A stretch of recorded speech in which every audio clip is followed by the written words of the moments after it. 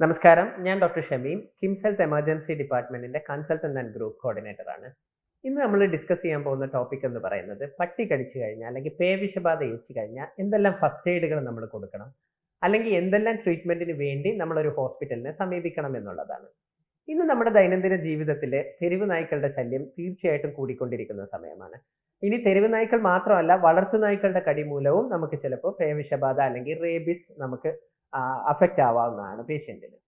നമ്മൾ ഓരോരുത്തരും ശ്രദ്ധിക്കേണ്ട കാര്യം എന്താണെന്ന് വെച്ചാൽ, ആദ്യമായി നമ്മൾ പട്ടിക്കടി ഏറ്റ് കഴിഞ്ഞാൽ ആദ്യമേ നമ്മൾ ചെയ്യേണ്ട കാര്യം അല്ലെങ്കിൽ ഫസ്റ്റ് എയ്ഡ് എന്ന് പറയുന്നത് ഒരു റണ്ണിങ് വാട്ടറിൽ ഏകദേശം ഒരു 15 മുതൽ 20 മിനിറ്റ് വരെ അത് നന്നായിട്ട് വാഷ് ചെയ്യുക എന്നുള്ളതാണ്. കാരണം നമ്മളൊരു പട്ടികടി ഏറ്റ് കഴിഞ്ഞാൽ ആദ്യമേ ഈ പേവിഷബാധ കോസ് ചെയ്യുന്ന റേബിസ് എന്നുള്ള വൈറസ് യൂഷ്വലി നമ്മുടെ ശരീരത്തിന്റെ അല്ലെങ്കിൽ ആ മുറിവിന്റെ ചുറ്റുമായിരിക്കും ഉണ്ടായിരിക്കുന്നത്. അപ്പൊ അത് ഏകദേശം ഒരു 15 മുതൽ 20 മിനിറ്റ് വരെ നമ്മൾ വാഷ് ചെയ്ത് കഴിഞ്ഞാൽ, സോപ്പോ ഡിറ്റർജന്റോ യൂസ് ചെയ്ത് വാഷ് ചെയ്ത് കഴിഞ്ഞാൽ യൂഷ്വലി ആ വൈറസ് നമ്മൾക്ക് ഇനീഷ്യൽ എൻട്രി നമുക്ക് ആക്ച്വലി പ്രിവെന്റ് ചെയ്യാവുന്നതാണ്.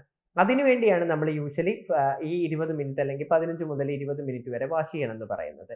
ഇനി എന്നോട് എപ്പോഴും ചോദിക്കുന്ന ഒരു ചോദ്യമാണ്, നമ്മൾ ആദ്യമേ ഹോസ്പിറ്റലിൽ പോകണോ അതോ നമ്മൾ ഈ വാഷ് ചെയ്യാൻ വേണ്ടി 20 മിനിറ്റ് കളയണോ എന്നുള്ളത്. തീർച്ചയായിട്ടും വാഷ് ചെയ്യുക. കാരണം നമ്മളൊരു ഹോസ്പിറ്റലിൽ വന്നു കഴിഞ്ഞാലും ആദ്യമേ നമ്മൾ ചെയ്യുന്ന ഫസ്റ്റ് എയ്ഡ് എന്ന് പറയുന്നത് 15 മുതൽ 20 മിനിറ്റ് വരെ ഞാൻ പറഞ്ഞ പോലെ തന്നെ സോപ്പോ അല്ലെങ്കിൽ ഡിറ്റർജന്റോ അല്ലെങ്കിൽ ബിറ്റാഡീനോ വെച്ച് നമ്മൾ വാഷ് ചെയ്യാറ് തന്നെയാണ് ചെയ്യാറുള്ളത്. ഇനി എവിടെന്നെങ്കിലും ബ്ലീഡിങ് വരുന്നുണ്ട് എന്നുണ്ടെങ്കിൽ അത് കംപ്രസ് ചെയ്ത് ബ്ലീഡിങ് എപ്പോഴും സ്റ്റോപ്പ് ചെയ്യാനും കൂടെ ശ്രദ്ധിക്കുക. തീർച്ചയായിട്ടും വേറെ ഒന്നും ആ വൂണ്ടിൽ അപ്ലൈ ചെയ്യാൻ പാടില്ല. എന്നിട്ട് പെട്ടെന്ന് തന്നെ നമ്മൾ ഒരു അത്യാഹിത വിഭാഗത്തെ സമീപിക്കുക എന്നുള്ളതാണ് ചെയ്യേണ്ടത്.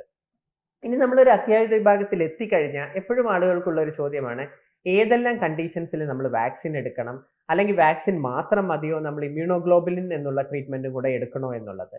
അത് നമ്മൾ തീർച്ചയായിട്ടും ആ മുറിവുകളുടെ അല്ലെങ്കിൽ ആ വൂണ്ടുകളുടെ കാറ്റഗറി അനുസരിച്ചാണ് നമ്മൾ ഡിസൈഡ് ചെയ്യാറുള്ളത്.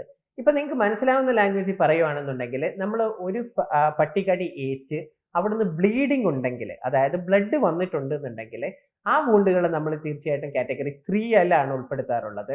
ആ വൂണ്ടുകൾക്ക് തീർച്ചയായിട്ടും നമ്മൾ വാക്സിനും കൊടുക്കണം, ഇമ്മ്യൂണോഗ്ലോബുലിനും കൊടുക്കണം. ഈ ഇമ്മ്യൂണോഗ്ലോബുലിൻ എന്ന് പറയുന്നത് ഞാൻ നേരത്തെ പറഞ്ഞതുപോലെ തന്നെ വൈറസ് നമ്മുടെ ബോഡിയിൽ വരുമ്പോൾ അതിനെ നിർവീര്യമാക്കാനുള്ള ആന്റിബോഡീസ് ആണ് നമ്മൾ കൊടുക്കാറുള്ളത്.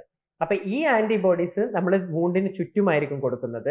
ആൻഡ് റിമൈനിങ് വരുന്ന എമൗണ്ട് എന്ന് പറയുന്നത് നമ്മുടെ ലെഫ്റ്റ് അല്ലെങ്കിൽ റൈറ്റ് ഷോൾഡറിൽ നമ്മൾ കൊടുക്കും. അതായത് വാക്സിൻ ഏത് ഏരിയയിലാണോ നമ്മൾ കൊടുക്കുന്നത് അതിന്റെ ഡിസ്റ്റൻസ് സൈറ്റിലായിരിക്കും നമ്മൾ ഇമ്മ്യൂണോഗ്ലോബുലിൻ കൊടുക്കുന്നത്.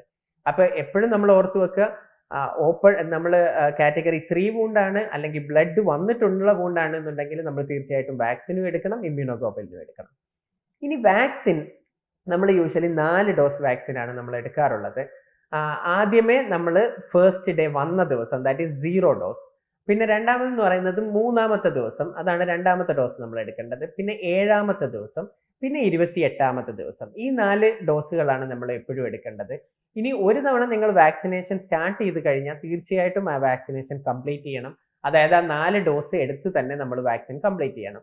നമ്മൾ ഇൻട്രാമസ്കുലർ വാക്സിൻ ആയിരിക്കും കൊടുക്കുന്നത്. അത് നമ്മൾ യൂഷ്വലി ലെഫ്റ്റ് ഷോൾഡറിന്റെ ഡെൽറ്റോയിഡ് എന്നുള്ള മസിൽസിന്റെ ഏരിയയിലായിരിക്കും നമ്മൾ വാക്സിൻ കൊടുക്കാറുള്ളത്. ഇനി എപ്പോഴും എന്നോട് ചോദിക്കുന്ന ഒരു ക്വസ്റ്റ്യൻ ആണ്, വളർത്തു നായ്ക്കൾ കടിച്ചു കഴിഞ്ഞാൽ വാക്സിൻ എടുക്കണോ എന്നുള്ളത്. ഞാൻ തീർച്ചയായിട്ടും പറയുന്ന ഒരു അഭിപ്രായം എന്താണെന്ന് വെച്ചാൽ, വളർത്തു നായ്ക്കൾ കടിച്ചാലും റേബിസ് വാക്സിൻ എടുക്കണം. ഇനി അത് കാറ്റഗറി 3 വൂണ്ട് ആണെന്നുണ്ടെങ്കിൽ ഇമ്മ്യൂണോഗ്ലോബുലിനും എടുക്കണം. കാരണം നമ്മുടെ നാടെന്ന് പറയുന്നത് ഒരു റേബിസ് പ്രോൺ ഏരിയ ആണ്. കാരണം അപ്പോൾ വേണമെങ്കിൽ വളർത്തു നായ്ക്കൾ മുഖേനയും നമുക്ക് ആക്ച്വലി റേബിസ് വരാവുന്നതാണ്. ഇവൻ അവർ വാക്സിനേറ്റ് ചെയ്താലും ഇമ്മ്യൂണോഗ്ലോബുലിൻ കൊടുത്താലും 100% അവർക്ക് പ്രൊട്ടക്ഷൻ ഉണ്ടെന്ന് നമുക്ക് തീർച്ചയായിട്ടും പറയാൻ പറ്റത്തില്ല. അതുകൊണ്ട് തീർച്ചയായിട്ടും വാക്സിനും ഇമ്മ്യൂണോഗ്ലോബുലിനും എടുക്കുക എന്നുള്ളത് തന്നെയാണ് നിങ്ങൾ ഓരോരുത്തരും ചെയ്യേണ്ടത്. ഇനി നമ്മൾ വാക്സിൻ എടുക്കുന്ന സമയത്ത് എന്തെങ്കിലും ആഹാരത്തിൽ ക്രമക്കേട് വരുത്തണോ, അല്ലെങ്കിൽ നമ്മൾ വല്ല പഥ്യം ഫോളോ ചെയ്യണോ എന്നുള്ളതാണ് അടുത്തൊരു ചോദ്യം. തീർച്ചയായിട്ടും അതിന്റെ ഒന്നും ആവശ്യമില്ല. നിങ്ങൾ എന്താണോ ഭക്ഷണം കഴിക്കുന്നത് അത് തന്നെ നിങ്ങൾക്ക് കണ്ടിന്യൂ ചെയ്യാം. അതും നമ്മുടെ വാക്സിനോ അല്ലെങ്കിൽ ഇമ്മ്യൂണോഗ്ലോബുലിനോ തമ്മിൽ യൂഷ്വൽ ഒരു ക്രോസ് റിയാക്ഷൻസോ അല്ലെങ്കിൽ പ്രശ്നങ്ങളോ ഒന്നും വരാറില്ല. അപ്പൊ നിങ്ങൾ ഓരോരുത്തരും ശ്രദ്ധിക്കേണ്ടത്, ആദ്യമേ അത് നന്നായിട്ട് വാഷ് ചെയ്യുക. ഏകദേശം ഒരു 15 മുതൽ 20 മിനിറ്റ് വരെ വാഷ് ചെയ്യുക. ബ്ലീഡിംഗ് ഉണ്ടെങ്കിൽ അത് സ്റ്റോപ്പ് ചെയ്യുക. എന്നിട്ട് പെട്ടെന്ന് തന്നെ ഒരു വൈദ്യസഹായം എത്തിക്കുക. ഞാൻ പറഞ്ഞതുപോലെ തന്നെ വാക്സിനോ അല്ലെങ്കിൽ ഇമ്മ്യൂണോഗ്ലോബുലിനോ എടുക്കുക എന്നുള്ളത് തന്നെയാണ് ചെയ്യേണ്ടത്. Thank you.